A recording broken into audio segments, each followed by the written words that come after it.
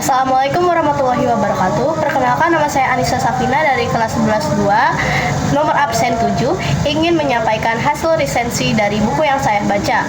Bukunya berjudul Teka-teki Rumah Aneh atau yang dalam bahasa Jepang disebut Henna Ie. Buku ini ditulis oleh Uketsu dan dialih bahasakan oleh Eri Pramesti Ningtyas. Buku ini diterbitkan oleh Gramedia Pustaka Utama dengan ISBN 97861669960. Buku ini pertama kali terbit tahun 2021 di Jepang dan 2023 di Indonesia. Buku ini berjumlah 224 halaman. Novel ini mengisahkan tentang tokoh utama yang kita sebut saja sebagai Aku. Aku ini berprofesi sebagai seorang penulis lepas. Suatu hari, kenalan aku yang bernama Yanaoka ingin membeli rumah di kawasan Tokyo, tetapi ia merasa ganjil dengan denah dari rumah tersebut. Di denah rumah tersebut ada sebuah ruangan kosong yang terdapat di antara dapur dengan ruang tamu di lantai 1. Karena itu, akhirnya Yanaoka meminta tolong kepada aku untuk memeriksa terkait denah rumah tersebut. Aku pun meminta tolong kepada seorang kenalannya yang merupakan arsitek bernama Kurihara. Aku dan Kurihara menebak-nebak dan menganalisis di balik dari denah tersebut. Aku dan Kurihara terus menebak-nebak dan menganalisis hingga akhirnya merujuk kepada satu kemungkinan, yang dimana kemungkinan saja rumah tersebut terkait dengan isu pembunuhan. Tiba-tiba saja Yanaoka menelpon aku dan mengatakan kalau dia membatalkan pembeliannya atas rumah tersebut. Yanaoka membatalkan pembeliannya lantaran ditemukan potongan mayat di dekat halaman rumah tersebut.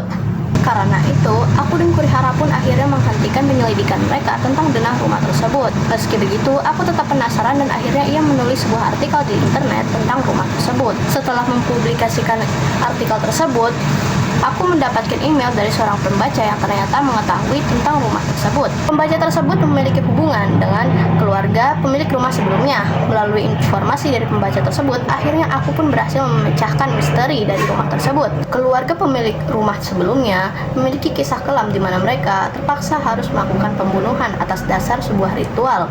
Ritual ini bermula karena dulunya leluhur mereka ini melahirkan seorang anak yang cacat. Sebenarnya anaknya ini cacat karena mereka terlahir dari hubungan sedara.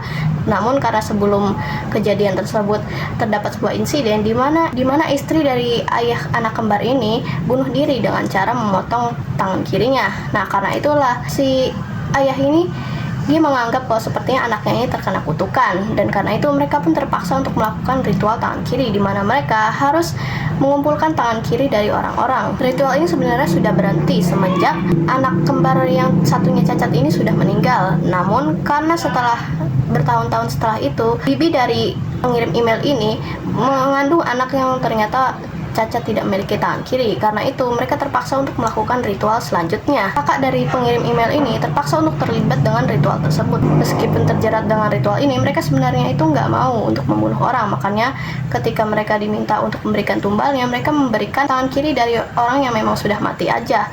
Nah, pada akhirnya si keluarga ini pun akhirnya ketahuan mereka tidak melakukan ritual dengan benar, dan akhirnya si keluarga ini pun memutuskan untuk kabur, dan secara terpaksa ayah dari pemilik rumah ini harus membunuh orang yang menyuruh mereka untuk melakukan ritual ini. Dan pada akhirnya keluarga ini pun berhasil untuk hidup normal seperti keluarga umumnya, meskipun ayah mereka harus berakhir di penjara.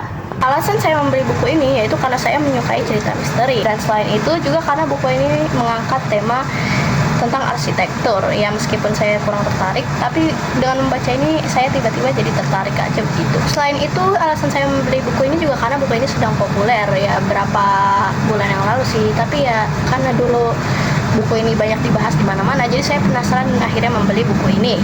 Kita lanjut ke kelebihan dan kekurangan dari buku ini. Jadi kelebihannya adalah buku ini memiliki plot cerita yang sangat unik, yaitu mengambil tema tentang rumah dan misteri yang ada di dalamnya.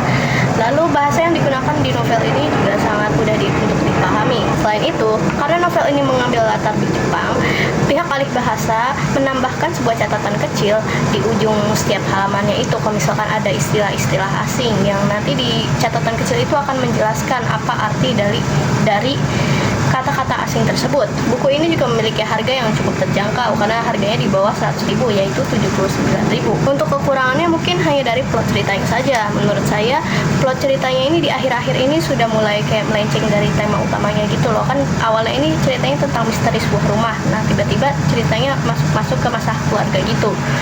Baiklah, cukup sekian resensi dari novel kali ini. Kurang lebihnya mohon maaf. Assalamualaikum warahmatullahi wabarakatuh.